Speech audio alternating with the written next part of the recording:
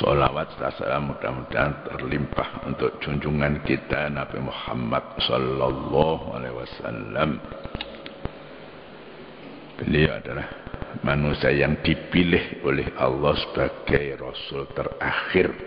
Tidak ada Rasul sesudah beliau. Syariat yang dibawa oleh Nabi Muhammad sudah dinyatakan sempurna.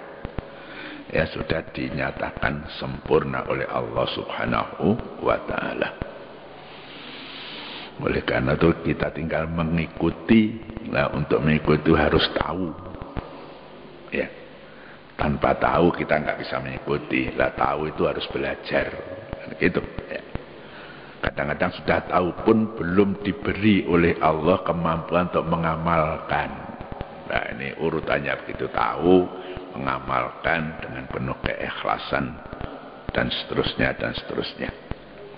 Sebagaimana saya ya tidak janji ya, tapi pada pagi hari ini kita lanjutkan dengan surat Muhammad ya. Surat ini terdiri atas 38 ayat, termasuk golongan surat-surat Madaniyah yang diturunkan sesudah Nabi hijrah. Ya, kalau urutan turunnya, surat ini diturunkan sesudah surat Al-Hadid. Ya. Nama surat ini, ya, nama surat Muhammad ini diambil dari ayat 2, barang nanti kita lihat ya.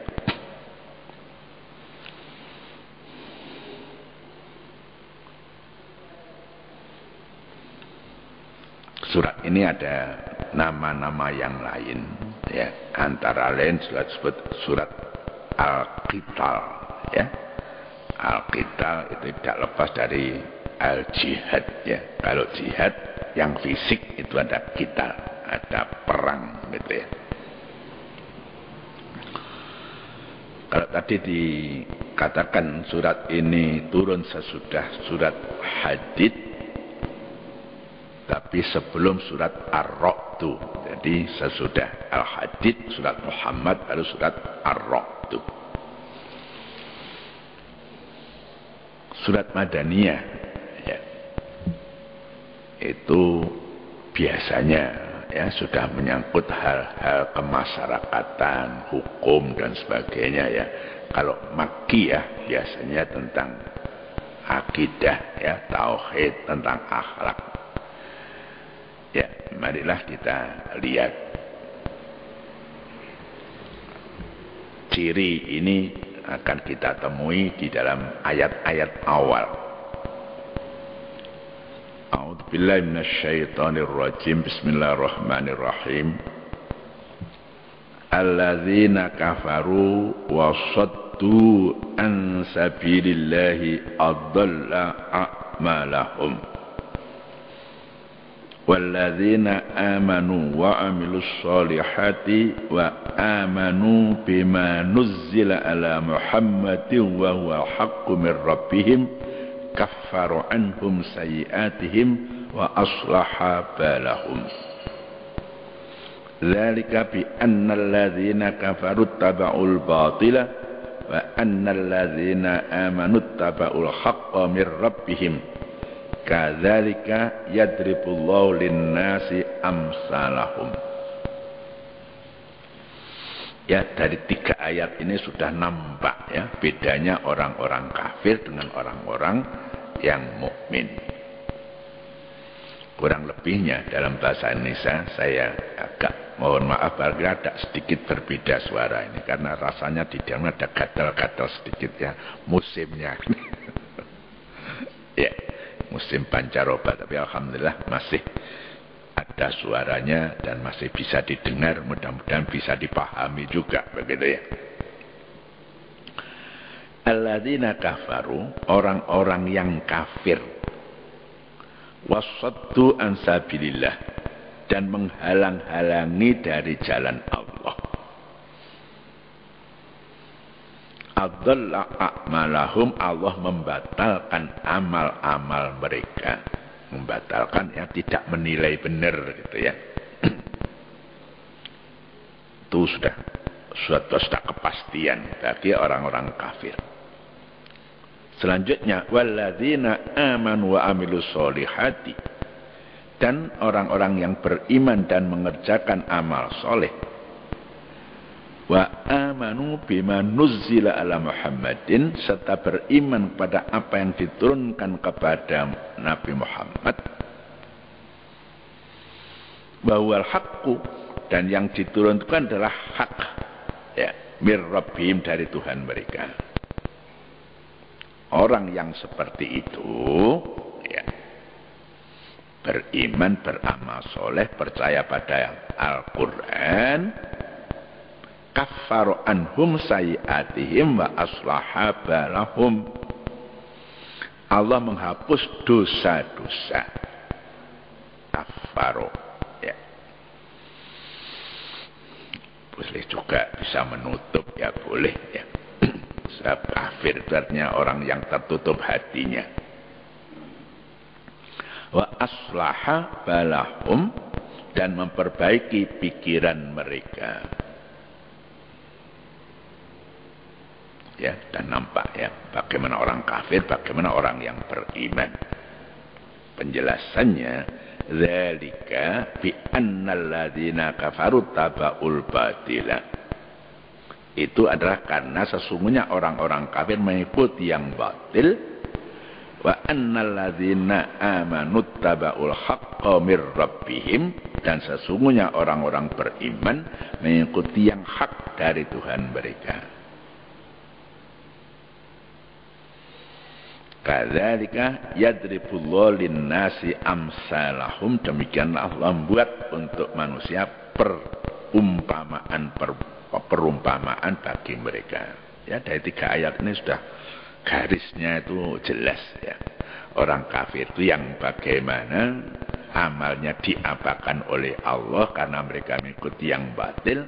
Orang mukmin itu bagaimana melakukan amal soleh, percaya pada Al-Quran, dan selalu perbuatannya mengikuti yang hak. Itu intinya di situ. Kalau kita hubungkan surat Muhammad dengan surat yang sebelumnya, ya, yang dimulai dengan Hamim, ya, mengemukakan aneka hujjah, aneka argumentasi yang demikian jelas tentang keesaan Allah dan kepastian hari kiamat.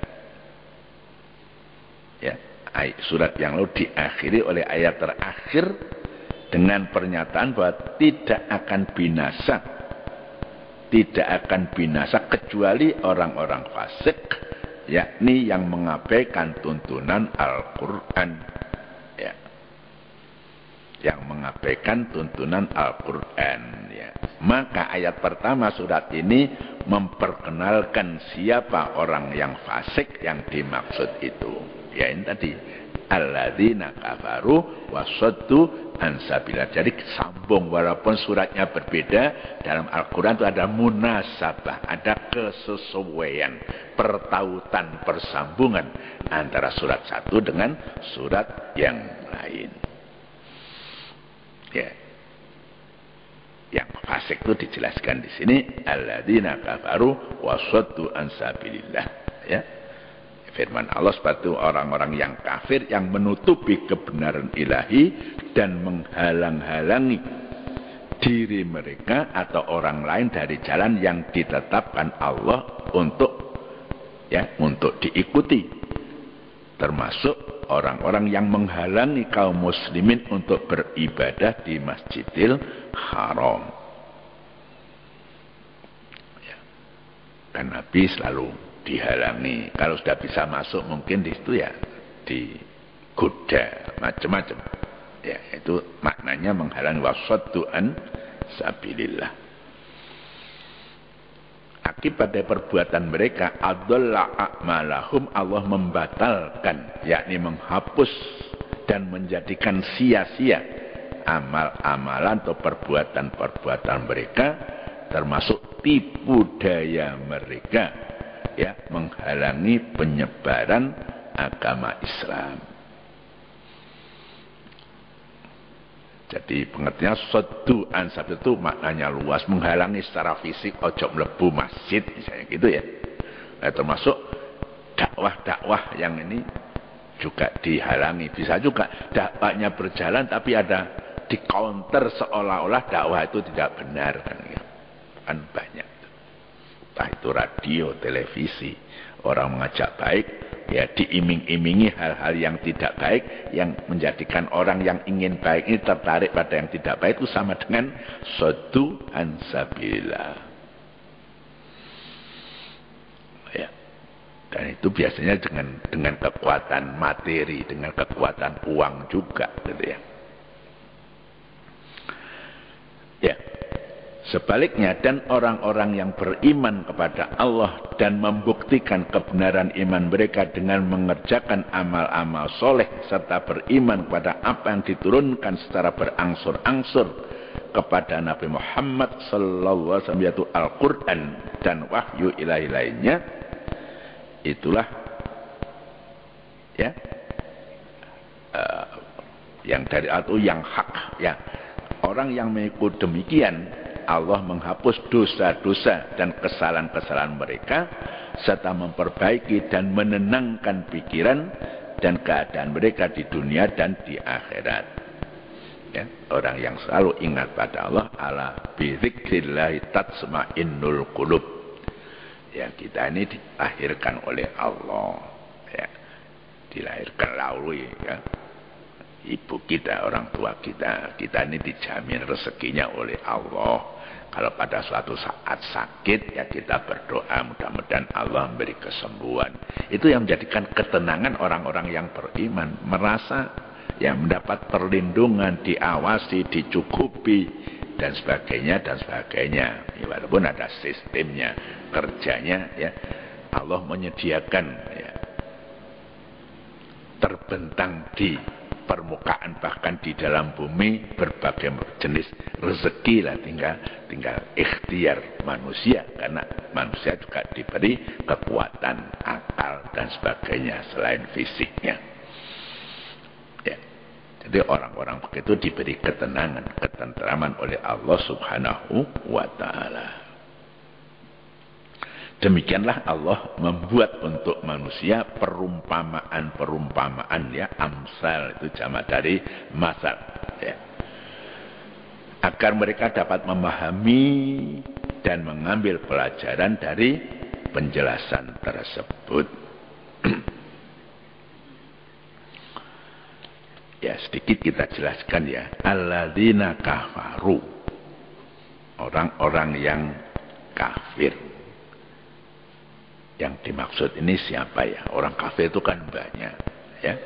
Musyrik itu kafir ya. Orang yang tidak mempercaya adanya Tuhan sama sekali, ateis, itu juga kafir. Yang dimaksud dengan ayat kafirnya di ayat ini apa? Ya, Ibnu Ashur ya mengartikan alladzina kafaru di dalam ayat ini adalah orang-orang musyrik. Ya, orang-orang musyrik yang menyekutukan Allah dengan yang selainnya. Menurut beliau, ini adalah istilah Al-Quran yang digunakannya untuk makna tersebut jika tidak ada indikator yang menunjuk makna yang lain.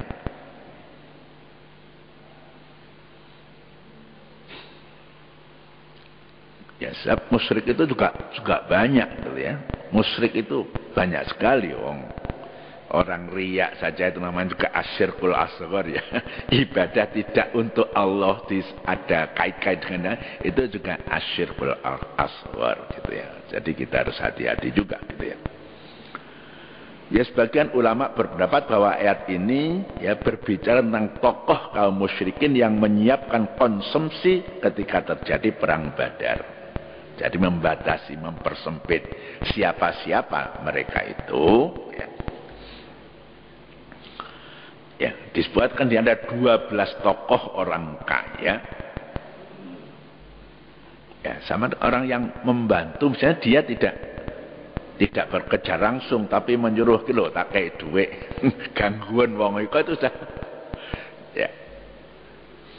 Dalam hukum pidana itu ada dader, itu pelakunya, tapi ada yang bantu-bantu dan sebagainya. Sekarang ada apa ya, aktor intelektualnya, dia tidak melakukan tapi yang merencanakan itu ya semacam ini. Ini yang bantu waktu perang Badar ya, membantu akomodasinya, logistiknya gitu disebutkan ya. Misalnya Abu Jahal ya, itu masih keluarga Nabi itu ya. Utbah ya, Syaibah ya, keduanya putra dari Robi'ah ya, Ubay bin Khalaf dan lain-lain ya, sebutkan dalam kitab-kitab sirah ada 12 orang ya, harus dinikmati ngantuk itu ya. Ya, karena mereka ya itu menghalangi orang lain memeluk Islam atau mengunjungi Masjidil Haram. Ya, kalau sudah masuk misalnya ya diganggu. Kemudian istilah di sini tadi ya, walladzina amanu wa amilus solihati wa amanu bima nuzila ala Muhammadin wa wal haqqu min rabbihim kaffaru anhum sayyi'atin wa aslaha balahum. Ya. Wa aslaha balahum. Aslaha yuslihu, islah itu memperbaiki ya. Bal ya, di sini diartikan memperbaiki pikiran mereka. Orang yang beriman, beramal soleh, percaya pada Al-Quran, mengamalkan itu, pikiran orang ini jadi baik. Ya, Allah itu wa aslaha balahum, Allah akan memperbaiki pikiran mereka, termasuk meluruskan akidah mereka. Ini sangat wajar karena akidah mewarnai aktivitas dan ketenangan pikiran, mempengaruhi baik buruknya pekerjaan. Ya, orang yang tenang mau pergi ke masjid sudah dipersiapkan segala sesuatunya, sudah suci dari hadas najis, berpakaian yang pantas dan sebagainya. Itu berjalannya itu lain dengan orang yang tergesa-gesa, tidak terencana, apalagi emosional gitu ya. Ini akan berbeda. Orang yang akidahnya benar, Allah akan memperbaiki semacam itu. Langkah-langkahnya itu tertata. Ya, keluar dari rumah mencari rezeki pun berdoa pada Allah, itu sudah. Yang mau ke sawah, ya kalau perlu di sana itu cangkul, yang bawa cangkul. Kalau misalnya ada rumput-rumput yang perlu dihilangkan, mungkin bawa arit kan begitu, ya itu yang pergi ke sawah. Ya. Kalau misalnya mau ke pasar, ya apa yang dibutuhkan di pasar. Kalau dia mau kulaan, uangnya sudah dibawa, kan gitu. Ya, kalau misalnya dia cukup bawa sepeda dengan ya keranjang, itu dia sudah disiapkan keranjangnya, sudah dilihat. Ya, kira-kira kalau dibebani barang setengah kintal kuat enggak, sudah tali-talinya sudah. Seperti itu orang yang dapat iman itu sudah temoto gitu ya, temoto. Ya, tidak gerusa-gerusu. Ya, kata al-bal biasa digunakan dalam arti akal pikiran atau hati. Ya. Kata bal digunakan juga, ya, ba, alif, lam. Ya. Jangan samakan dengan balnya anak kecil main bal-balan. Itu jadi football, gitu ya. Yang sekarang Indonesia mau, yang sudah mengalahkan kemarin Thailand ya. itu kurroh itu ya. Ya itu dalam bahasa Arabnya itu kurroh. Ini bal itu bahasa Arab, artinya akal pikiran atau hati.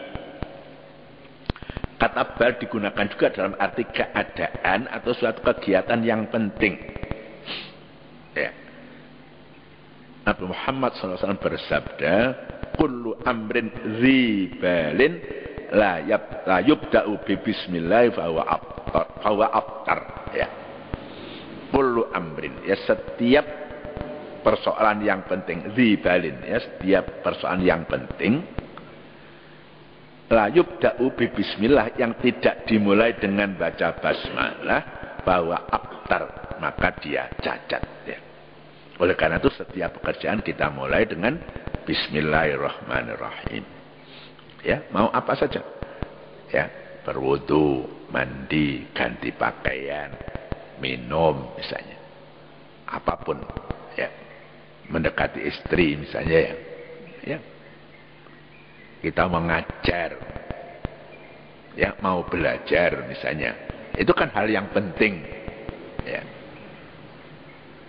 Mau cari rezeki, apapun rezeki itu, jalan rezeki itu 1001, ya, macam-macam. Ya, kemarin berkaitan dengan Idul Adha, ya. Ada kaitannya dengan kurban kan, ada kaitannya dengan kurban, ada teman-teman untuk ketemu, ada kecenderungannya pindah ke sapi Pak, ya.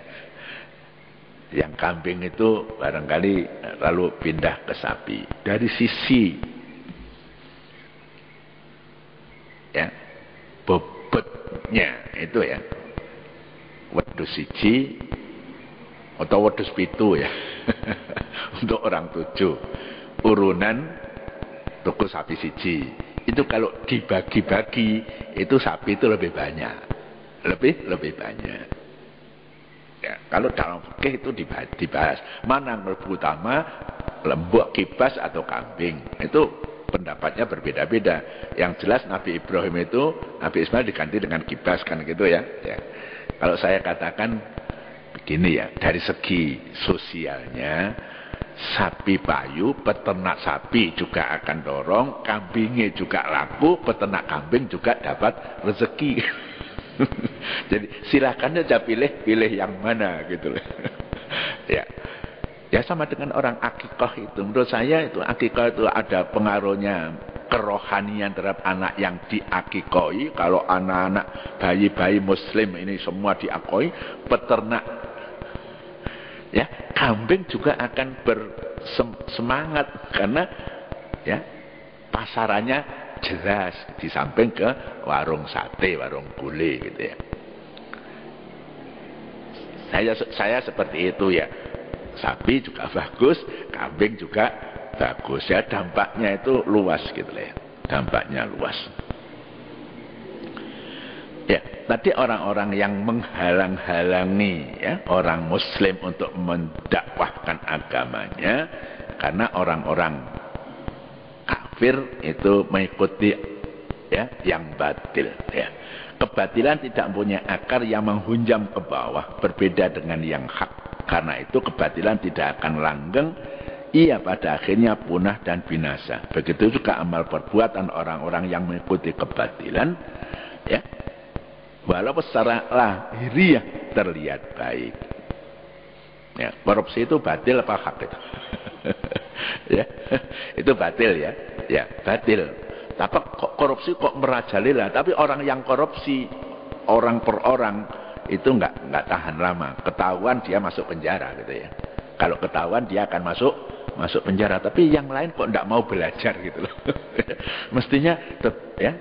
Itu di Indonesia itu, di Indonesia. Kalau di Cina sana langsung gitu ya. Langsung dibalik papankan ya, disukabumikan ya. Ya, karena memang itu penyakit yang sangat-sangat merusak kehidupan bangsa itu ya.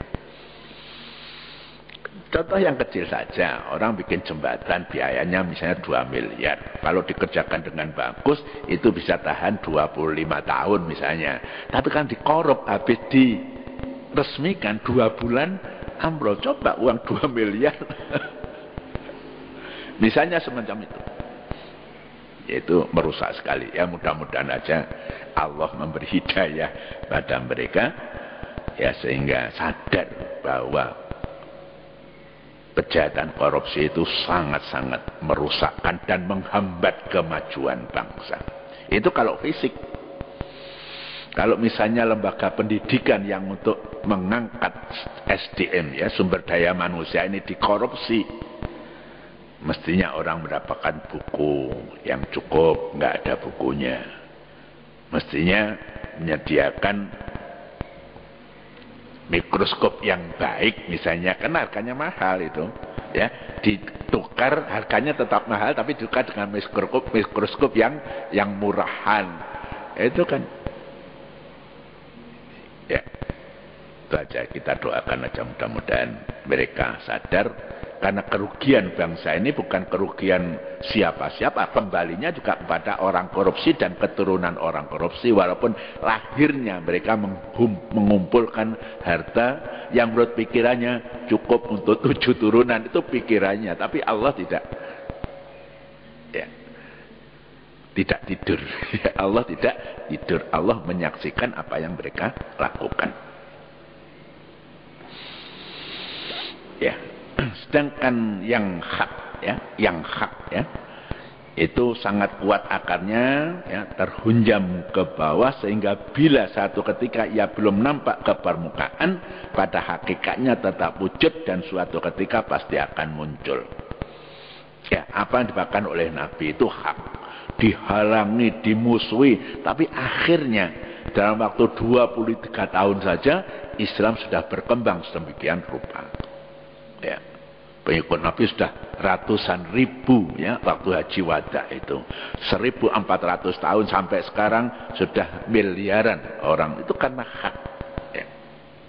Ya, Islam itu karena hak, jadi disembunyikan pun, dihalangi pun, dia akan tetap tumbuh, berkembang, dikenal, diikuti oleh orang. Ayat kedua kalau kita lihat, memperhadapkan amal kaum beriman dan dampak-dampaknya dengan amalan kaum kafir dan dampak-dampaknya. Ya, iman diperhadapkan dengan kekufuran. Keimanan kepada apa yang diturunkan Allah diperhadapkan dengan upaya kaum kafir menghalang-halangi dari jalan Allah. Ya, sedangkan penyesatan amalan-amalan kaum kafir diperhadapkan dengan 3 hal pada sisi kaum beriman yang beramal soleh, itu menghapus dosa-dosa mereka serta memperbaiki pikiran dan keadaan mereka. Ya, di awal sudah saya jelaskan, ini diperhadapkan antara orang kafir dan orang mukmin. Ya. Kenapa orang kafir mengikuti yang batil, orang mukmin mengikuti yang hak? Yang batil itu akan, ya, adalla a'malahum, ya, amalnya, kegiatan dianggap tidak ada atau sia-sia. Sedangkan orang-orang mukmin yang beramal soleh itu kafaro an sayyidin wa aslaha balau, selain diampunkan dosanya juga kondisinya akan makin lama makin baik. Kita lanjutkan ayat yang keempat. Ini bukti kalau surat ini surat Madaniyah, ya. A'udzubillahi minasyaitonir rajim. Bismillahirrahmanirrahim. Wa idza laqitumul ladzina kafaru fadharbar riqabi hatta idza askhantumuhum fashuddul wasaqa fa imma mannam ba'du wa imma fida'an hatta tad'al harbu awzaruha. Dzalika wala yasha'ullahu an tasara minhum walakin liyabluwa ba'dakum bi ba'din walladzina qutilu fi sabilillahi fala yudilla a'malahum. Ini sudah bicara perang, ya. Ayat-ayat di Makkiyah tidak ada. Ini bukti kalau surat ini sudah masuk Madaniyah. Maka apabila kamu di sini orang-orang beriman, ya, bertemu dengan orang-orang kafir, maka pancunglah batang leher mereka. Ya, nanti dijelaskan kenapa kok pancung. Ya, sampai sekarang Saudi Arabia menghukum mati dengan pancung. Sampai batas apabila kamu telah melumpuhkan gerak mereka, maka kuatkanlah ikatan mereka. Masudul wasaq, ya. Lalu kamu boleh membebaskan mereka sesudahnya atau menerima tebusan sampai perang meletakkan beban-bebannya. Demikianlah seandainya Allah menghendaki, niscaya Dia akan membinasakan mereka, tetapi Dia hendak menguji sebagian kamu dengan sebagian yang lain, dan orang-orang yang gugur pada jalan Allah, maka Allah tidak akan menyia-nyiakan amal mereka. Ya. Karena kepercayaan dan amal-amal orang kafir mencerminkan kebatilan, yakni sesuatu yang tidak ada hakikatnya dan seharusnya ditiadakan, sebagaimana tercermin dalam uraian ayat yang lalu. Dan karena hak dan kebenaran harus ditampilkan, maka apabila kamu bertemu dengan orang-orang kafir dalam peperangan yang mereka kobarkan, ya, yang mengobarkan perang adalah orang-orang kafir, untuk menghalangi kamu melaksanakan hak dan kebenaran, maka bersegeralah dan pancunglah batang leher mereka. Ya, bukan orang Islam yang mendahului, tapi mereka yang menghalangi dakwah Islam. Lakukanlah itu sampai batas apabila kamu telah berhasil melumpuhkan mereka, dan dengan cara sangat membatasi gerak mereka, atau telah banyak membunuh anggota pasukan mereka, maka kuatkanlah ikatan, yakni tawanlah yang masih hidup di antara mereka, lalu kamu boleh membebaskan mereka sesudahnya. Ya, tawanan nggak boleh dibunuh, ya. Tawanan itu nggak boleh dibunuh. Ini Islam. Ya. Kalau orang sudah menyerah, angkat tangan kemudian bunuh, ini kejahatan. Ya, sudah mengibarkan bendera putih, menyerah, kok dibunuh. Yang bunuh ini itu menurut hukum internasional itu salah. Al-Quran sudah mendahului 1400 tahun yang lalu. Ya, jadi bisa ditawan, ya, baik dengan tebusan, ya, dilepaskan itu baik dengan tebusan atau tanpa tebusan. Orang bisa menawarkan, saya tawanan, ya, oh saya punya 100 ekor unta, ambillah unta saya, tapi saya minta dibebaskan. Ya, sudah tawanan itu kan zaman dulu itu bisa jadikan budak, kan dulu, ya, dulu. Ya, daripada jadi budak sudah bisa bebas lagi, menebus dirinya dengan harta. Tapi ada juga yang dibebaskan tanpa nebus, diketahui karena dia memang pengikut saja, tidak punya kekayaan, silahkan aja bebas. Hendaknya seperti itulah sikap kamu terhadap orang-orang kafir yang kamu hadapi dalam medan pertempuran, sampai yang terlibat dalam perang meletakkan beban-bebannya, yaitu senjata-senjatanya. Kalau sudah diletakkan senjatanya tidak digunakan lagi untuk berperang, ya sudah. Ya. Demikianlah ketentuan Allah. Jangan duga perintah ini karena Allah tidak kuasa membinasakan mereka secara langsung, tidak begitu.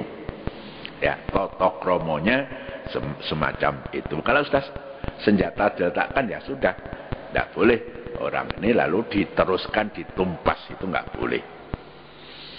Nah, oleh karena itu kejahatan genosida misalnya, ya, ingin, ya, beberapa tahun yang lalu di daerah Semenanjung Balkan, ya, orang-orang Albania, Kosovo, macam-macam. Ya.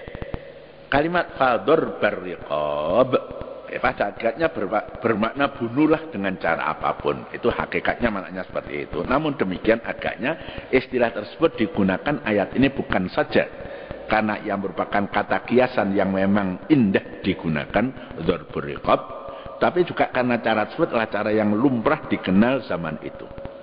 Di zaman itu mancung itu sudah biasa, ya. Kalau orang Kalimantan dulu istilahnya apa, ya? Senjatanya mando.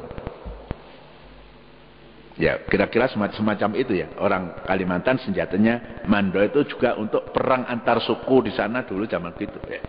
Kalau orang Papua sana kan panah, ya, panah. Ya, orang Kalimantan senjatanya mando. Mando itu mahal, ya. Mando yang betul-betul bagus itu harganya mahal. Dan yang lebih penting lagi, dzarbur riqab itu, karena itu merupakan cara membunuh yang paling cepat dan yang karena kecepatannya korban tidak terlalu menderita. Itu secara lahir begitu, ya. Orang dipancung itu, ya, timbang dipotongi satu-satu. Ya.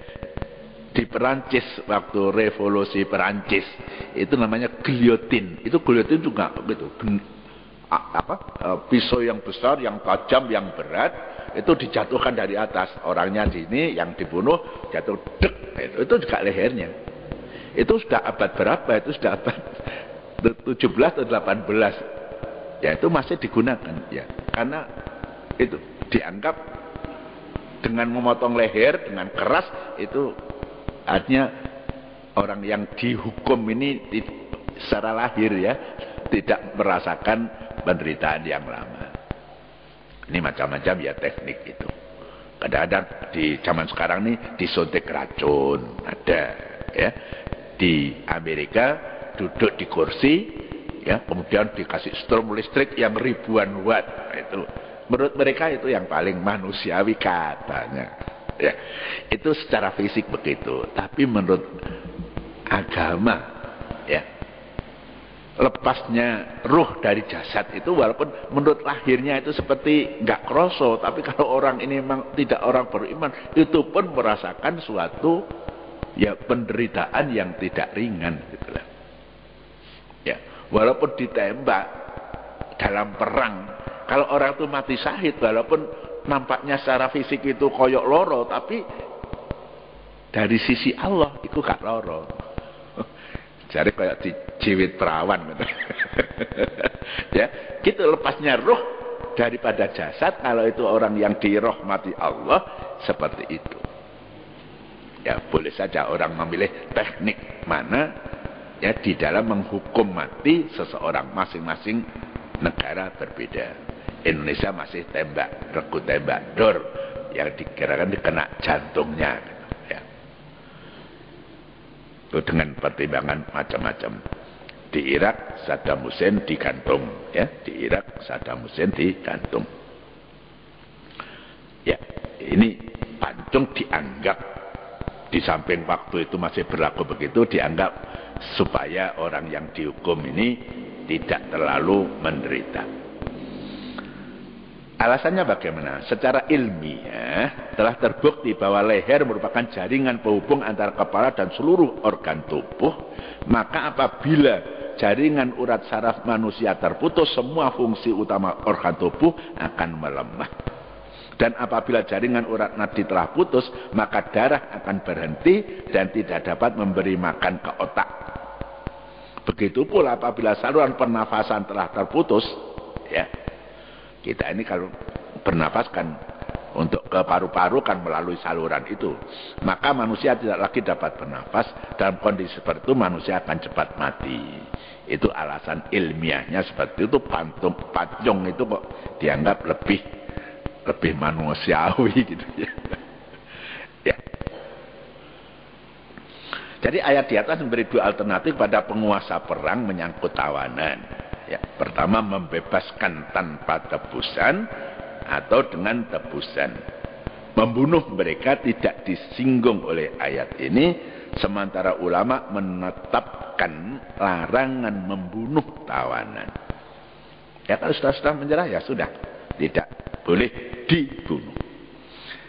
Ya, agaknya pendapat ini lebih sesuai. Tapi ada juga yang membolehkan membunuh tawanan dengan merujuk kepada pengamalan Nabi saat membunuh Uqbah bin Abi Mu'aid dan Anar bin Haris pada perang Badar.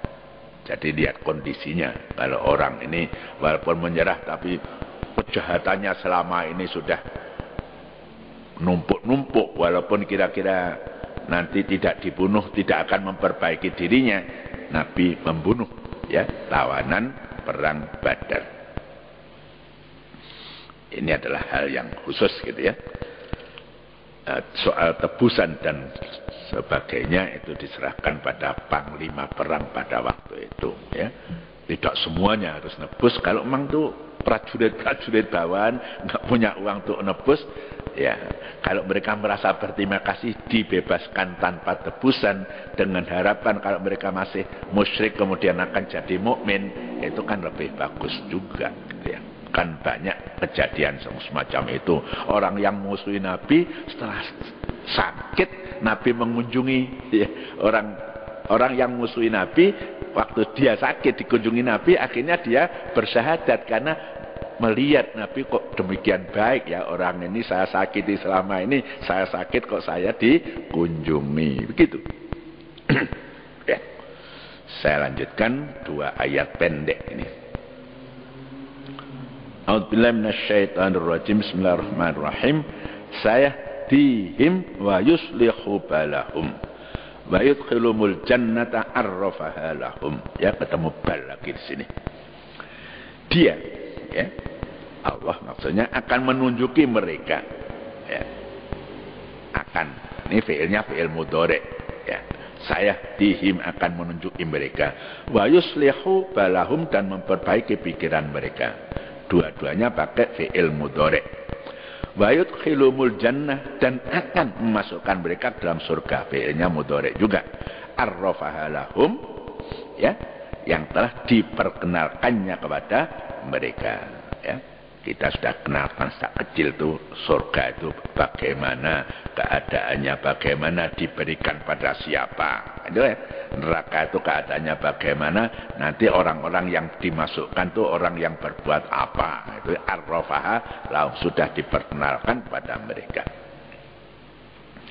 Orang-orang yang gugur, ya, syahid maksudnya, dan tidak disia-siakan amal mereka itu.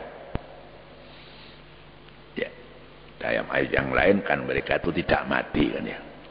Bukan hanya memperoleh ganjaran demikian, tetapi lebih dari itu, yakni setelah gugurnya orang syahid, dia Allah ya, akan menunjuki, mengantarkan mereka menuju kebahagiaan dan memperbaiki pikiran mereka sehingga selalu merasakan ketenangan batin, dan akan masukkan mereka dalam surga yang telah diperkenalkannya kepada mereka. Ya, jadi kalau orang gugur syahid, nah itu ya, kalau secara lahir ikut belasungkawa itu wajar, karena keluarganya mungkin susah, anaknya yang saat gagah-gagahnya kok mati gitu ya. Tapi dari segi yang lain kita bersyukur orang itu insya Allah akan menerima janji Allah dimasukkan surga Allah. Ayat di atas menjelaskan bukan saja bukti tentang hidupnya para syuhada di sisi Allah, ya, misalnya dalam surat Al-Baqarah ayat 154, ya, tetapi juga menjelaskan sedikit dari anugerah Allah kepada mereka. Pikiran mereka yang boleh saja sedikit atau banyak masih berkaitan dengan, ya, debu, ya, disucikan Allah sehingga sejalan dengan kesucian penghuni langit. Ya, orang yang syahid dalam pertempuran itu kan syahid dunia akhirat, nggak perlu dimandikan dan sebagainya. Mereka benar-benar tidak lagi merasakan kekeruan duniawi, tidak disentuh oleh rasa takut atau sedih. Imam Ahmad rahimahullah meriwayatkan, ya, Rasulullah bersabda, 6 hal dianugerahkan Allah kepada para syuhada. Ya, 6 hal, ya, dianugerahkan Allah kepada para syuhada. Saat tetesan pertama dari darahnya, Allah mengampuni semua dosanya. Ya, baru tetes darah aja sudah diampuni. Artinya sesudah itu tidak berdosa lagi kan gitu ya. Ya, dia melihat tempatnya di surga. Ya. Ada orang mati itu mati tersenyum karena dia tahu tempatnya di surga. Ya. Kemudian yang ketiga, dia disandingkan dengan hur'in, ya, makhluk surgawi yang amat cantik. Kalau itu laki-laki syuhadanya, ya. Kalau yang jadi syahidah itu perempuan, didampingkan dengan orang yang gagah, ya. Kemudian diberi rasa aman berkaitan dengan berbagai macam kesulitan di akhirat, di mahsyar itu. Dia aman dari itu semuanya. Dan juga dia bebas dari siksa kubur, ya, serta juga dihiasi dengan perhiasan atau pakaian iman. Ya, ini hadis riwayat Imam Ahmad melalui sahabat Nabi Katsir bin Murrah. Ya. oleh karena itu kalau ada pergolakan tertentu banyak orang sukarelawan ya ingin mati syahid ya, tidak dilarang asal jelas-jelas perangnya itu memang perang untuk menegakkan agama Allah. Arrafaha lahum ya, arrafa yu'arifu ta'rif itu artinya memperkenalkan ya, surga itu kan sudah diperkenalkan kepada mereka, yakni dengan memperkenalkan amalan-amalan kebajikan yang dapat mengantar ke surga serta memberi mereka taufik sehingga dapat mengamalkannya dengan baik. Ya, pintu surga banyak ya. Kalau kita ngaji itu ya, ada pintu surga itu banyak. Waktu dengan Nabi berdialog dengan sahabatnya sekaligus mertuanya, mudah-mudahan engkau ya Abu Bakar bisa masuk surga lewat pintu manapun yang kamu kehendaki, gitu ya. Jadi kalau misalnya orang itu melaksanakan puasa Ramadan dengan baik, ada namanya pintu royan misalnya ya, amal yang lain kurang baik tapi sudah diampuni oleh Allah, dia bisa masuk surga melewat pintu royan. Orang yang dermawan sekali dan mungkin ada pintu yang disediakan untuk mereka. Orang yang sholatnya khusyuk ya, qad aflahal mu'minun, antara lain kan juga alladzin ya fi sholatihim khasyi'un. Itu pintunya ya. Kita nggak tahu, tapi mudah-mudahan kita itu ya dekat lah. Ya, dekat dengan surga, jauh dari neraka. Wa qina adzabannar, itu selalu kita doa mudah-mudahan. Soalnya Allah mengendaki kita lewat pintu yang mana ya kita serahkan pada Allah Subhanahu wa taala.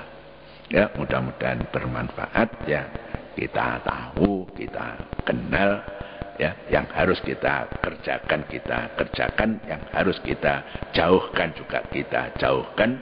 Mudah-mudahan ridho Allah menyertai kita semuanya. Wallahu muwaffiq ila aqwamit thoriq. Assalamualaikum warahmatullahi wabarakatuh.